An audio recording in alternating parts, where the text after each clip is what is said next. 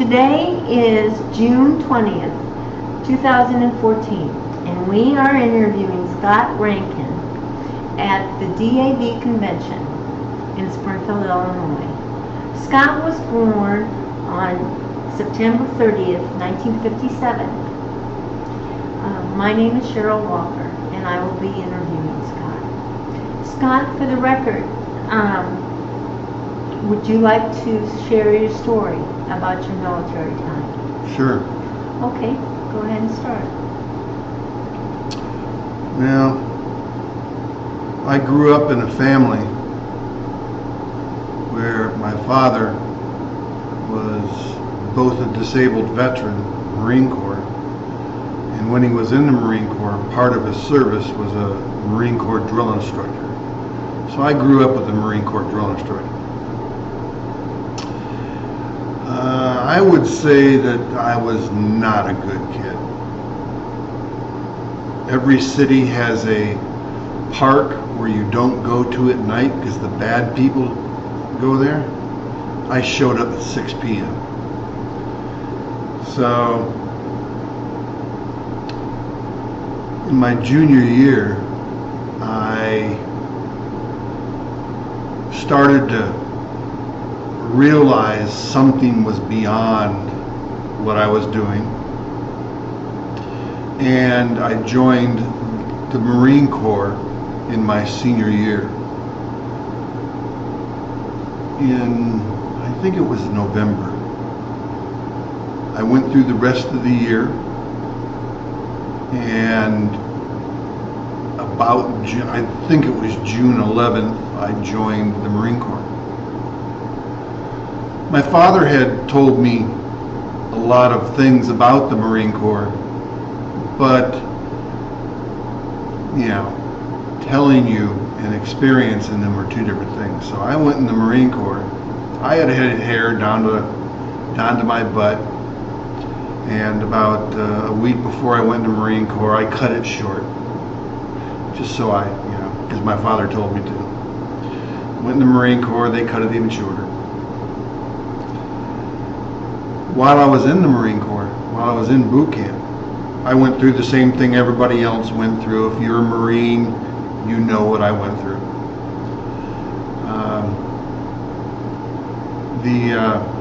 While I was in boot camp, they pulled, after you go through your processing days and take your test, they pulled me aside, sent me over to see this master sergeant.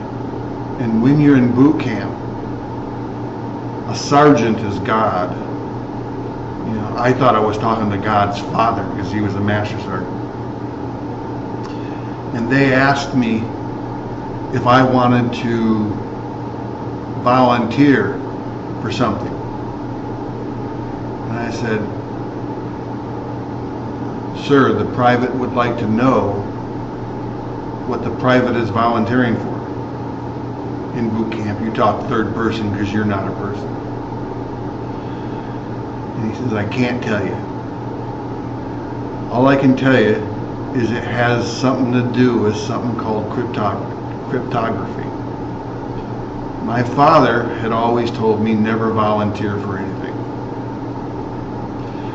So I said, does the private have to, sir? And he says, "No, you don't.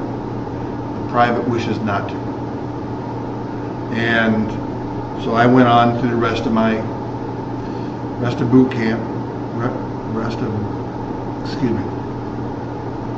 still have a problem with rest of boot camp. And when I got out, I went to school to become what on the outside it's called an air traffic controller. So I went to a Marine Air Support Squadron, worked with something called a Direct Air Support Center, which is basically in-flight air traffic control for combat zones.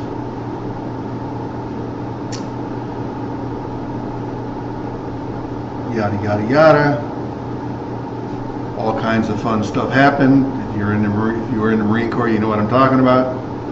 And when I was overseas in Okinawa, I hit the back of my head on a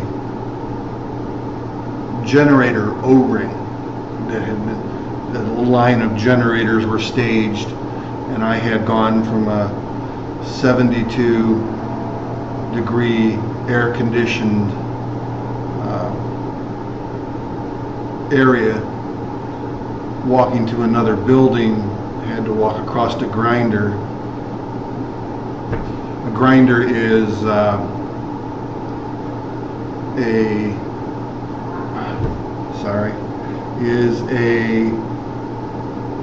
asphalt area. So when I walked out, I went from 72 degrees to about 130 degrees. It was about 105 out, but with the sun beating down on the asphalt, it was about 130 degrees right there. And it knocked me out. And when I fell, I hit the back of my head on this big O-ring. Bounced around on the ground a while, had my tongue back in my throat, and a Staff Sergeant Sprague found me. I'll never forget the man's name. I was unaware of what he was doing because by the time he found me, my hands, my lips, my face, starting my arms were cyanotic blue. And so anyway, shit happens. Can I say that on here? So anyway, but before that, I absolutely,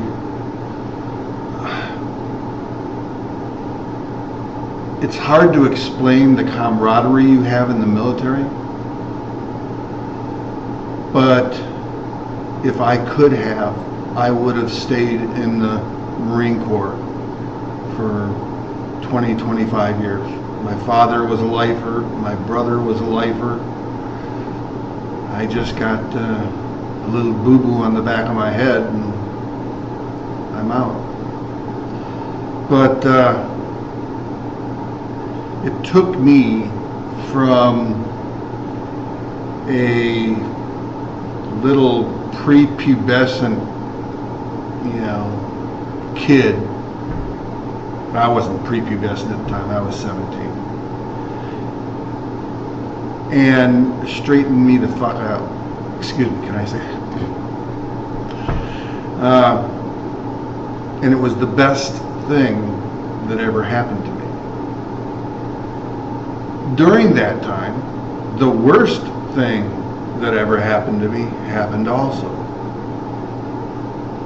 I wish it hadn't, but I wouldn't give up that time to not have it. When I got out of the service, went back to college, I was going to be an air traffic controller, but obviously you don't want to be on a plane where somebody's controlling your aircraft and he can fall around and bounce around like a wet fish while your plane crashes into the ground. So I went back to college and learned how to program computers, and I've been doing that for 30 years. So I don't have any dramatic stories. All I know is that the Marine Corps saved me, and if I could have, I would have done it for 20 years. If you want to ask me some questions, I don't know what else to say. Okay. Where were you born? I was born in San Diego, California, while my father was stationed there.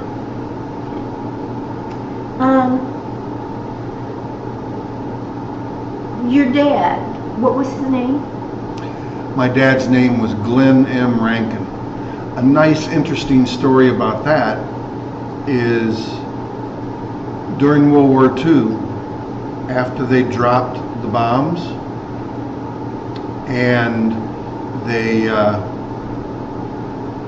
and Japan surrendered. The island still had to be occupied, so they still had to do a landing on Japan, on the mainland Japan, on the island. And you know, you went through a war. You were at Iwo Jima. He was in a number of different, but I know he was at Iwo Jima. And then you're put on a landing craft and have to land on the mainland of Japan, and the generals say it's not going to be a problem. Well, we all know what generals, you know, because they don't make the landings. They just, you go do it, you know. He was the second man off of the landing craft that hit mainland Japan after they surrendered. And my brother didn't have to, but the Japanese government contacted him, and there were pictures of him getting off a landing craft. So my dad, for lack of a better word, assaulted mainland Japan. So, and he didn't die. So, good thing, or I wouldn't be here. And what did your mother do? Well, when I was growing up, my mother was a general. My father was the Marine Corps drill instructor, and my mother was the general, saying, "You will not treat your sons like recruits." So, she was a housewife until, I don't know, we were grown up enough to go to school, and then she became a civil servant working for the Navy Exchange. She used to work for the commissary, being a checkout person, and then she worked someplace else. You know, she was my mom. That was something I really didn't know about too much. How many siblings did you have?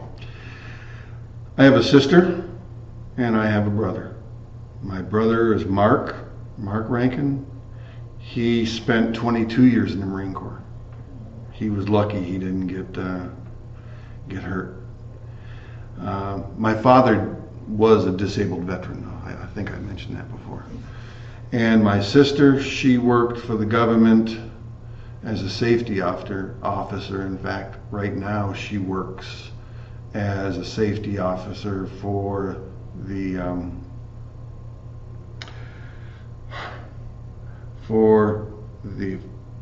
Forest Service.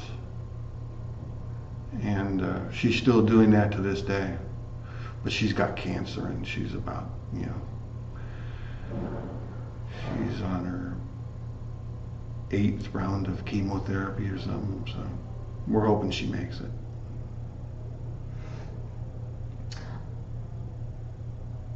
What was the highest rank that you achieved? When I left the service, I was a sergeant. I was on the staff list. I had come back from Okinawa after this injury. I had gone to the hospital. Well, actually, they took me to a sick bay. And when I got to the sick bay, I was completely out of it. They told me that I was speaking and talking about things that had happened 6 months ago, and or something like that. Anyway, I was completely out of it, and they wouldn't transport me to the hospital for 8 hours because they said I wouldn't make the trip. So finally, I made the trip because they thought I was going to die. Finally, I made the trip, and I remember that ride. It was a military ambulance with those tires, and they had me on a backboard, and they had something underneath my neck, but the back of my head was hitting that backboard. And it was such pain. Finally, I grabbed the corpsman and was able to communicate that I was going to kill him if he didn't fix it. And he did. Anyway, where was I at? You were asking me about something, about my highest rank. So I got promoted to sergeant while I was over in Okinawa. And I had re-enlisted, my first time re-enlistment. And so that's my highest rank. But when I came back, I was on a special project for the Marine Corps. It was actually quite an honor that I was selected to do a research project for the Marine Corps, and there were only four enlisted people that went on this, and the rest of them were officers. We were testing a piece of equipment, air traffic control equipment. It was, I'm still not going to say much about it, but during that time I started to have seizures, and you know, if you can't do your job. So how long were you in Okinawa? A year. And I still remember flying Tigers Airline. And I still remember flying over the ocean, and it's just blue. And then you see this blob of green. And that's when I understood, that's when I first started to understand that nothing matters.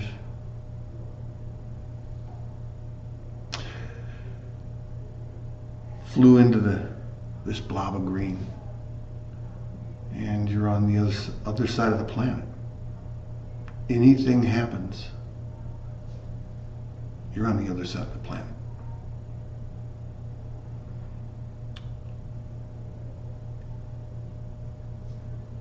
Finally, when I left the blob of green over blue, it hit me then more so that no matter what you're going through, no matter what pain you're in, no matter what situation you're dealing with,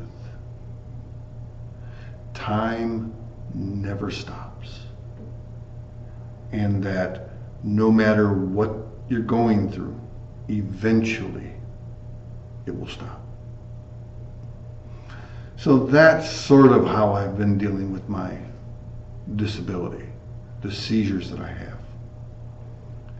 That time will go by, and eventually I won't have to deal with these seizures anymore.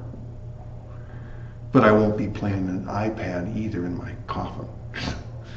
So eventually it'll be over. But until then, I do the best I can. And I worked with computers for 30 years, but now it's gotten to the point to where flashing lights bother me, and I can't work in front of a computer screen, yada yada yada. I can't drive, so I just get chauffeured. I try to think of the good side of it. I just get chauffeured all over the place. It's not a long limousine. It's in the shotgun position, but I get chauffeurs. You got to figure out the good side of stuff. But I'm here at the DAV conference, and it's my first conference. I used to go to the VA hospitals, and I've personally didn't have too much of a problem. Long time ago there were issues, but it's gotten so much better. And I go to the James A. Lovell federal health care system, the Captain James A. Lovell Federal Health Care Center. And that's the first VA hospital that has been combined with the DOD. But I used to go to the hospital and feel relief. Not because I was going to see doctors, not because I was gonna get better or worse or anything else, but because I was around military people that understood what the military is like. Not that I went through anything like some people I know. But there's a certain self of sense, a sense of self, a sense of discipline, a sense of being part of something bigger. And when I go to the hospital, I'm around people who understand that, and you can just feel it. My wife doesn't understand it. She tries. But I only married my wife 10 years ago. My first wife, let's not talk about that one, especially not on camera. But I joined the DAV, and I've come to this conference, and there's a relief that you can talk to people and they know what you're talking about. And there's a relief listening to others and hearing what they've done and gone through.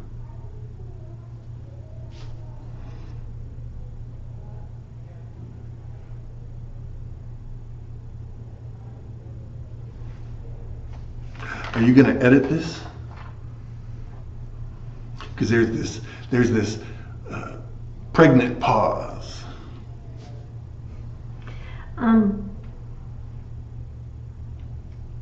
Do you recall the day that your service ended? No. I recall the day that I was in front of the medical review board. And I was a sergeant, and there was a major, a lieutenant, and basically people that you say, yes sir, no sir, how high, and that felt comfortable to me.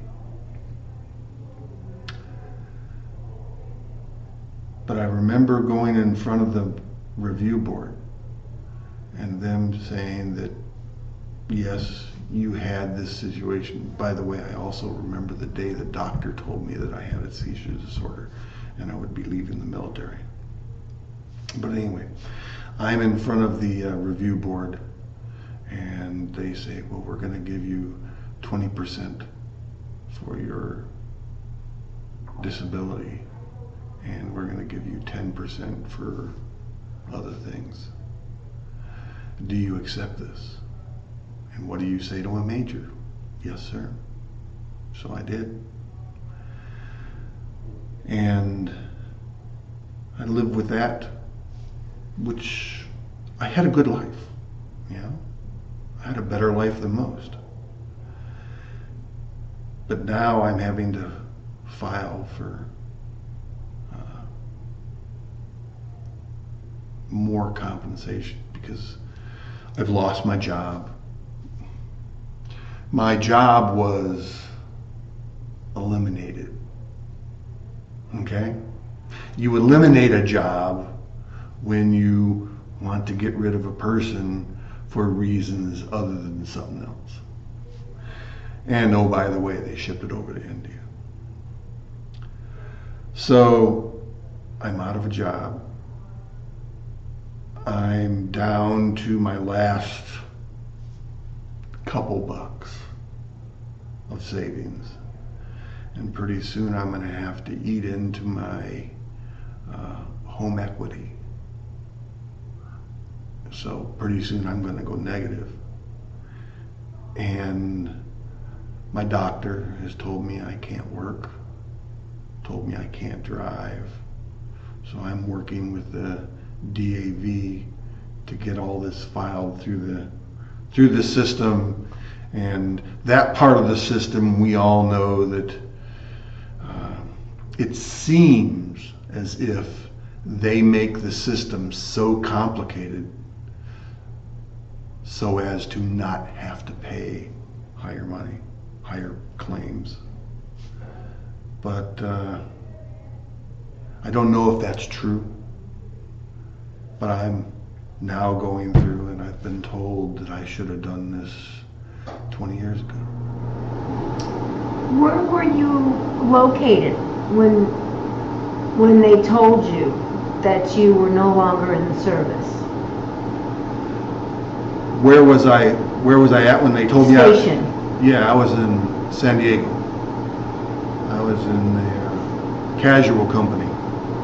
Casual Company is that company where people are placed when they know they're going to be transitioned out of the service. So it's I remember that. They used to have a big grinder there too. I know. I walked up and down that thing while I was in boot camp. So I went to boot camp in San Diego, and I was transitioned out in San Diego. So. Were others transitioned out with you?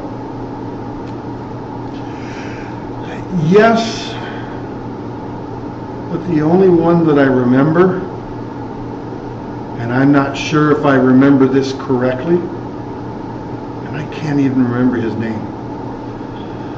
A very famous actor was, what was his name? That's the problem with this is you can't remember stuff. And in fact, I have seizures and somebody will tell me, don't you remember this? And I'll say, no. And they'll say, well, we were talking about it last week, or last month, or last year. There's a lot of stuff that happened to me when I was a kid that I don't remember. Edward James Olmos. He played the captain or the admiral on Battlestar Galactica. He played in Blade Runner.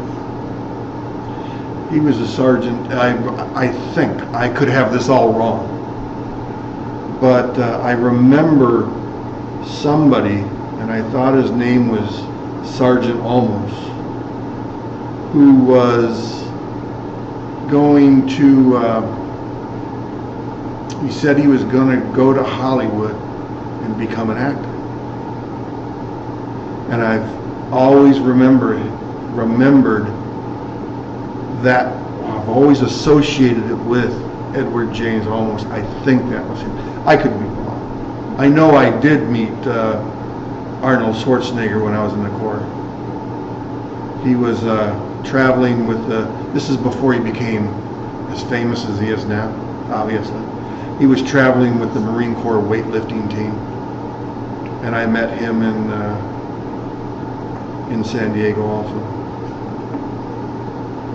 So I've met two famous people. Did you make any close friendships during the Marine Corps that you've stayed in contact with? No. Not that I stayed in contact with. But I remember everybody. At least I think I do, except for those people that I've forgotten and don't know about. So, if I've forgotten about you, sorry, suck it up. There was a man, his name was, I can see him in my brain. I've Facebooked with his son. He's since died. He died in a house fire. And he was one of my best friends. But when we first met, he hated my guts because he thought I was a know-it-all. He found out I did. You don't become an air traffic controller for being stupid. And I read a lot. You know, I would read magazines and I would read articles and books, and somebody would say something and I says, oh, I read about that, you know, did you know this and that and this and that? So maybe I was a know-it-all, but he hated that I had answers.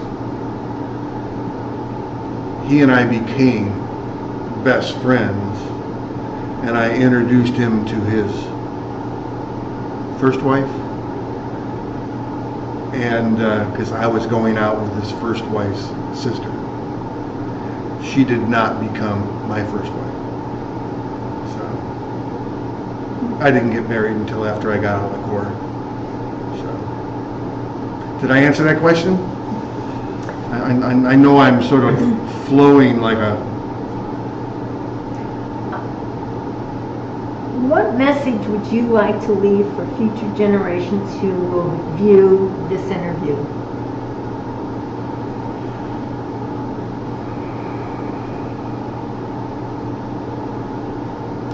The military is a fist. It is not the brain. Do not blame the military for what they do. Blame the brain. Blame the politicians. Because they're the ones that send us into battle.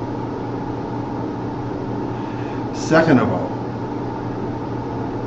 I think everybody should spend time in the military. 2 years, 2 to 4 years. There are so many people out there who are intolerant of others. When you're in the Marine Corps or any other service, you find out that that guy that you might have been intolerant with is next to you, fighting with you. And you're fighting with him. And you're fighting for him. And he's fighting for you. Color, or race,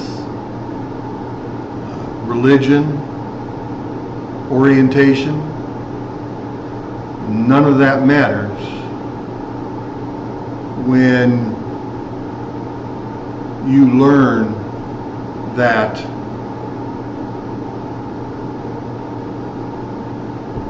they're next to you. They're for you. They're next to you. And I've never found, there may be other people who view this who have said, well, maybe I went through the Peace Corps, maybe that does it. Okay? But for me, it was the military that really teaches you that people are people. And if you flay the skin off, they're all red muscle and blood. That's it. So everything else is on the outside, and it's about 1 millimeter thick. And that's all that matters, is 1 millimeter.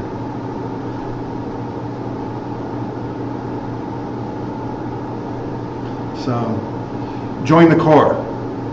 Hoorah. Is there anything you feel like we haven't discussed or should be added to this interview?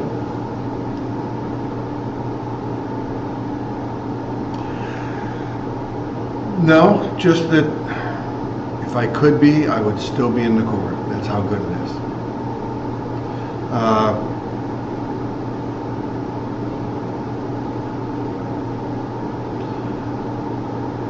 wonderful, wonderful life. Hopefully it won't be up tomorrow.